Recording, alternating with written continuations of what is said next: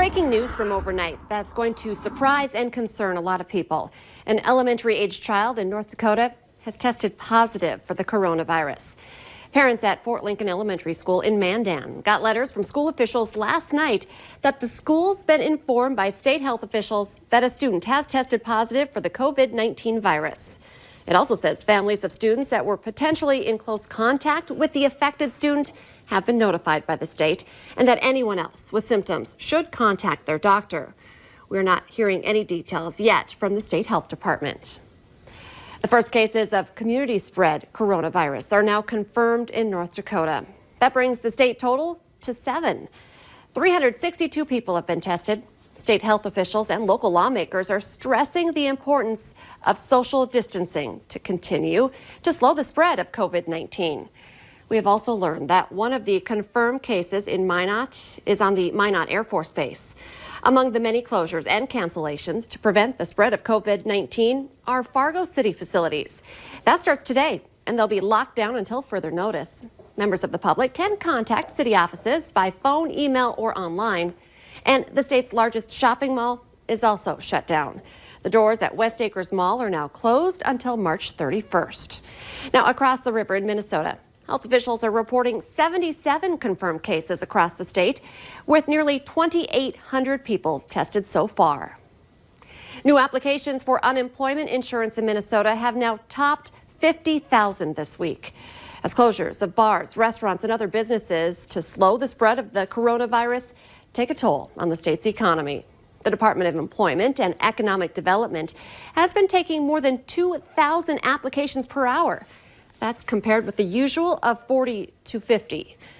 Governor Walz warned at a news conference yesterday that the state faces a long road ahead. It's now 9 minutes before 7. Let's get a check of our First Alert Storm Team forecast, as it doesn't look very spring-like out there today. No, not at all. Spring equinox, but feeling and looking like winter. In fact, our view here on our Skycam is looking quite obscured because we've had a little snow, maybe even a little drizzle, and it's frozen onto our camera here, it looks like. So visibility down because of that. And you can expect similar conditions on those bridge decks, those on and off ramps, and other places. So we want you to practice some caution if you're venturing out here today. We're looking at conditions not being great all day because we're starting with this morning snow and maybe a little bit of a mix, and then we're ending with wind that could cause some blowing and drifting snow. Here's a look at some of the snow we've seen so far. Some places have had a decent amount. Michigan, 5 inches of snow there. Grand Forks, 4.5. Warren is about 3.5. Mayville, 2.5, and Grafton, 1.8. Fargo, not on here because we've been a lot lower than that. Just a quick little light coating that's been just enough to lead to some slick spots on those roadways. So be careful this morning and throughout the day for that matter. Looking like we might see some more development happening after it pretty much dwindled south of Fargo right now. A little bit of snow south of Bemidji as well, but definitely focused on this area that's looking a little more impressive in the Devil's Lake Basin and then stretching back up to along the border area here this morning. That's going to continue to try to make its way eastward, though it is showing signs of weakening a little bit. Temperatures colder there. We're already down into the single digits. Over to the east, a lot milder into some 30s. We're going to watch these numbers slide throughout the day or just hold steady here in your forecast. And the wind picking up already out to the west. Devil's Lake, we've got a gust to 30 right now. That wind coming in out of the north. So here's a look at your hourly planner for today. Expect temperatures to hold steady or slide a little bit as we head into the afternoon hours. And we'll see our chances for some snow winding down by the time we get into that range. Notice these wind speeds, though, steady in the 20s. We'll get gusts into the 40s, even 50 miles per hour. That's going to be a problem this afternoon and tonight. And for that reason, during that time, we've got a winter weather advisory in the north for blowing and drifting snow and a wind advisory in the south because we haven't seen as much snow there with this event, though still some drifting snow possible. So today, a tough day. Tomorrow morning, going to be quite cold. We're looking at temperatures near 0 in spots and a high of only 17. Warming, though, as we head into the weekend. And now for a look at traffic, here's Devin Fry with the Valley Today's traffic on the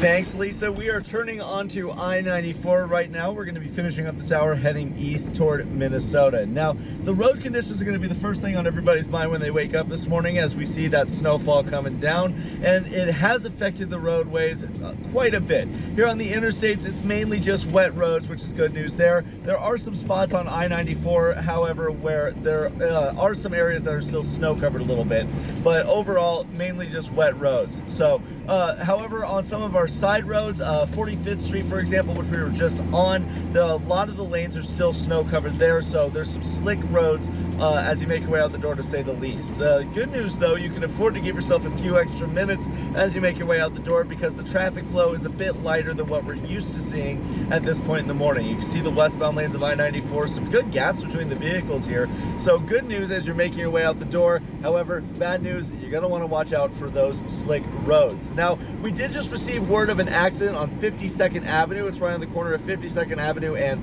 Bishops Boulevard. Now, last we saw, there were a lot of units already cleared from the scene, so hopefully it's minor, but we're going to go get a look at that and check it out at the start of the next hour on the Fargo CW. But for now, for your traffic on the move, I'm Devin Fry.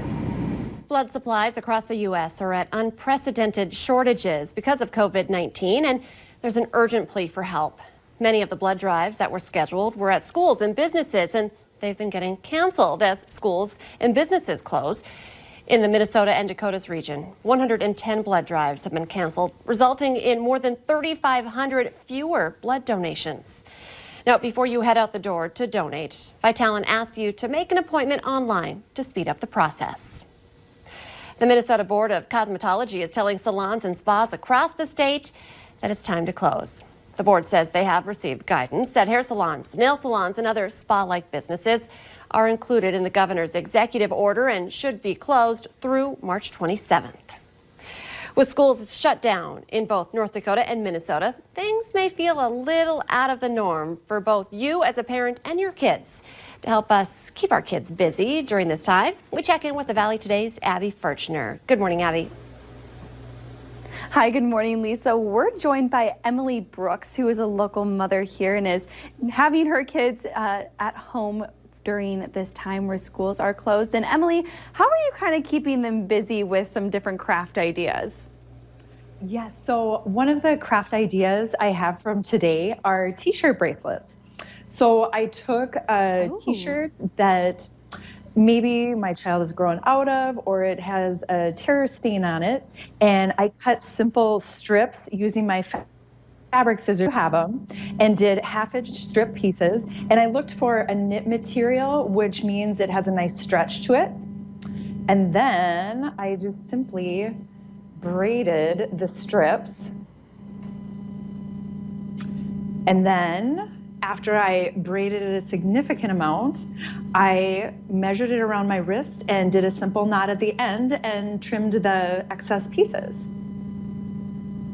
Oh my gosh, that is the most simple way I've ever seen a fun friendship bracelet be done before. Usually it takes a lot of intricate work, but this is super fun because all ages can definitely join in on that. That is so awesome. And it's fun too, because then you can go through the baby boxes and pull up some old shirts that don't fit, maybe take a walk down memory lane too. But besides the crafts, I just kind of want to ask you, how are you keeping your kids kind of in a steady routine during this time? Yes, so for us, the really important part is that we have a regular wake schedule, a regular sleep schedule at night for bedtime, and then to have our regular meal times too. And my daughter's younger, and she's wanted to kind of follow along with her regular school schedule. So we've taken a free printable and written out her schedule so that we can keep track of what she'd normally be doing during a school day. I absolutely love that idea, getting the kids involved and allowing them to write their own schedule. I think that is such a fun thing to do, and that's a really good piece of advice. So Emily, thank you so much for joining us. And I know, Lisa, you have some kiddos at home too, so this is just a good takeaway for all parents that are having their kids at home right now. I'm for sure taking notes because I have two girls who are going a little crazy, needing more activities. I love it. Abby Furchner reporting live. Great advice. Thank you. Canadian Prime Minister Justin Trudeau says Canada and the U.S. have agreed to temporarily close their border to all non-essential travel. President Donald Trump says the closures will be happening very quickly and will last as long as necessary. Canada has nearly 600 confirmed cases of the virus, while the U.S. has more than 6,500. Police in West Fargo are asking for your help in finding 37-year-old Travis Zeck. Officials say Zeck has not had contact with his family since 9 on Tuesday morning.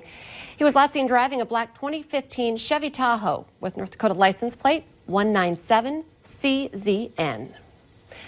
Let's get our answer now to our question of the morning on Facebook. Today's question: when you were a kid, what was most likely to make your dad angry? 29% of people said this. We had a lot of great guesses, but the answer to today's question: leaving the lights on. I remember getting in trouble for that. The Today Show and CBS This Morning are just about to start, but remember, the Valley Today rolls on. You can join us right now on the Fargo CW.